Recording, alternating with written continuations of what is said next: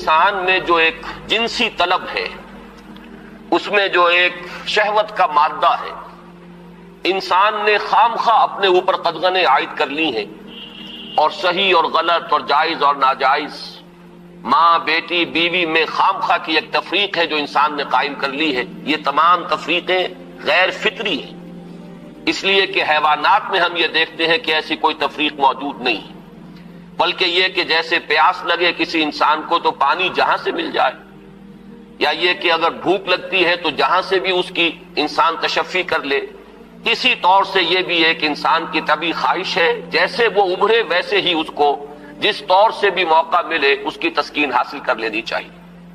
یہ دو اصل میں فلسفیانہ نقطہ نظر، اور جیسا کہ میں نے عرض کیا خاص طور پر ادب کے میدان سے، لٹریچر کے میدان سے، خاص طور پر افسانوی انداز میں، ناولوں کے انداز میں، ڈراموں کے انداز میں یہ فکر پھیلایا گیا۔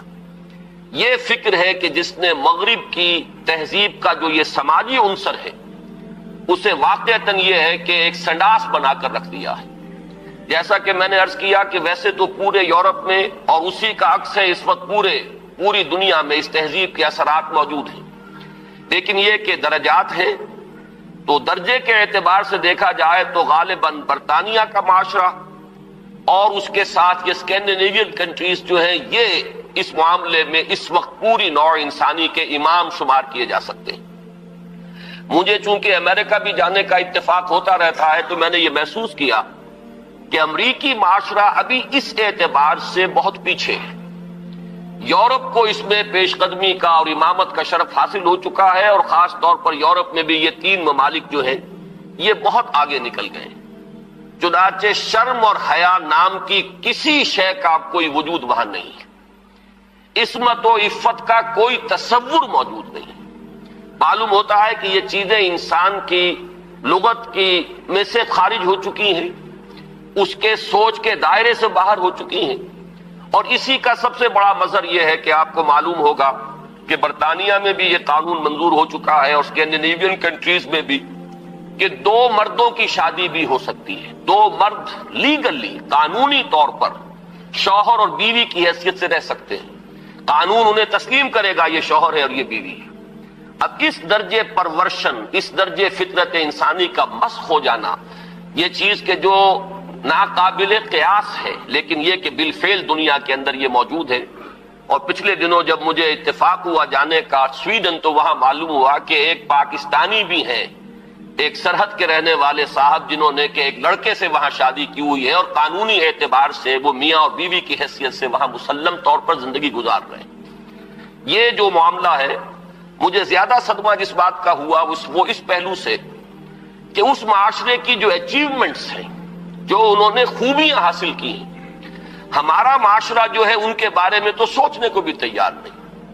مثلاً یہ کہ سیاسی سطح پر مساوات، معاشی کفالت کا اصول، کہ کوئی شخص وہاں بھوکا نہیں رہ سکتا، ہر شخص کی گویا کہ کفالت جو ہے وہ ریاست کے ذمے ہے۔ وہ باتیں جو اسلام نے دی تھی، جو حضرت عمر فاروق رضی اللہ تعالیٰ عنہ کے سے قول منسوب ہے کہ اگر دجلہ و فرات کے کنارے کوئی کتا بھی بھوکا پیاسا مر گیا تو عمر قیامت کے دن ذمہ دار ہوگا۔ یہ نقشہ واقعہ ہے، تسلیم کرنا پڑتا ہے کہ ان لوگوں نے اس چیز کو آج کی دنیا میں بالفعل حاصل کر کے دکھایا ہے۔ سماجی مساوات کا یہ عالم کہ اگر کوئی فائنینس منسٹر، اسے بھی اگر اپنا چیک کیش کرانا ہے تو وہ بھی بینک میں اسی طرح لائن میں لگتا ہے جیسے کوئی عام شہری لگتا ہے۔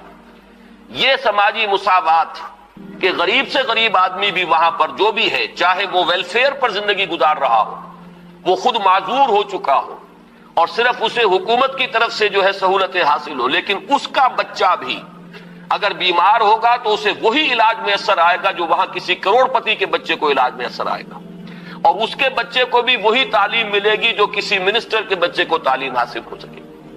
یہ چیزیں جو ان کے ہاں اچھی ہیں فی الواقع، جو اصلاً تو ہماری تھی، لیکن یہ ہے کہ اس وقت اگر ہمیں وہاں پر یہ چیزیں نظر آتی ہیں تو مجھے تو وہی احساس ہوا تھا کہ کتابیں اپنے آبا کی یہ موتی علم و حکمت کے جو دیکھیں، ان کو یورپ میں تو دل ہوتا ہے سی پارا، چیزیں ہماری تھیں لیکن یہ انہوں نے کر کے دکھائیں۔ بدقسمتی ہماری یہ ہے کہ ان چیزوں کے بارے میں تو ابھی ہمارے ہاں کوئی سوچ نہیں، ادھر پیش قدمی کا کوئی امکان نہیں۔ ہم سینکڑوں کوس دور ہیں اس سے کہ اس قسم کے کوئی ہم معاشرتی ارتقاء جو ہے اس کے بارے میں سوچ بھی سکیں. لیکن جو ان کی گندگی ہے جس نے کہ ان کو تباہ کر کے رکھ دیا ہے، خاندانی نظام ٹوٹ پھوٹ کر رہ گیا ہے. جیسا کہ میں نے عرض کیا کہ شرم اور حیا جو ہے وہ ان کی لغت سے خارج ہو چکے ہیں، عصمت و عفت کے الفاظ بے معنی ہو چکے ہیں. یہ وہ گندگیاں ہیں کہ جن کو اپنے اس معاشرے کے اندر لانے کے لیے ہمارے ہاں ایک طبقہ ہے کہ جو پورے طور پر فعال ہے، اگرچہ عددی اعتبار سے اس کی کوئی حیثیت نہیں، وہ ایک بہت ہی حقیر اقلیت ہے، لیکن معنوی حیثیت ہے. اخبارات میں ان کے مضامین چھپتے ہیں، وہ دانشور شمار ہوتے ہیں، سرکاری حلقے جو ہیں وہ ان کو سپورٹ کرتے ہیں، ذرائع ابلاغ جو ہے ان تک ان کی رسائی ہے. لہذا اس معاشرے میں تیزی کے ساتھ یہ چیزیں جو ہیں وہ سرایت کرتی چلی جا رہی ہیں. بہرحال اس تمہید کے بعد اصلاً مجھے جس موضوع پر گفتگو کرنی ہے میں اس کی طرف آ رہا ہوں. میں جہاں تک پردہ اور زنا کے استیصال کے لیے جو دوسری تدابیر اسلام نے اختیار کی ہیں، جہاں تک اس کا تعلق ہے اس پر انشاءاللہ علیحدہ کسی موقع پر تقریر کروں گا. آج کے لیے میں نے طے کیا ہے کہ صرف اس مسئلے کو اچھی طرح ہم تھریش کریں، دیکھیں کہ واقعتاً نظریہ مساوات مرد و زن اس میں کوئی حصہ درست ہے یا نہیں ہے تو کون سا ہے. ہمارے سامنے کسوٹی اور معیار جو ہے وہ اللہ کی کتاب ہے اور اس کے رسول صلی اللہ علیہ وسلم کی سنت ہے. ہمیں ان دونوں چیزوں کے حوالے سے دیکھنا ہے کہ اس نظریے میں صداقت کا ایلیمنٹ کتنا ہے اور دھوکہ اور فریب کا حصہ کتنا ہے. میں سب سے پہلے تو یہ عرض کروں گا کہ اسلام بھی دو سطحوں پر عورتوں اور مردوں کے درمیان کامل مساوات کا قائل ہے، لیکن ایک تیسری سطح وہ ہے کہ جس پر وہ ایک فرق کرتا ہے، درجہ بندی کرتا ہے. ان دونوں کو علیحدہ علیحدہ سمجھ لینا چاہیے. پہلی سطح جس پر کہ اسلام عورت اور مرد کے درمیان کامل مساوات کا قائل ہے وہ شرف انسانیت ہے. مرد بھی انسان ہے، عورت بھی انسان ہے. جو شرف انسانیت ہے اس میں مرد اور عورت برابر کے شریک ہیں. اگر کسی کے ذہن میں یہ تصور ہے کہ عورت کا وجود ایک گھٹیا وجود ہے، عورت ایک کمتر وجود کی حامل ہے، تو یہ خالص غیر قرآنی اور غیر اسلامی نقطہ نظر ہے. بدقسمتی سے بعض دوسرے معاشروں کے اثرات ہمارے ذہنوں میں بھی آ گئے ہیں. خود عیسائی معاشرے کا بنیادی تصور یہ تھا کہ عورت ہے ہی گناہ کی گٹھڑی، مجسم برائی. یہ ایو سے ایول کا لفظ بنا ہے.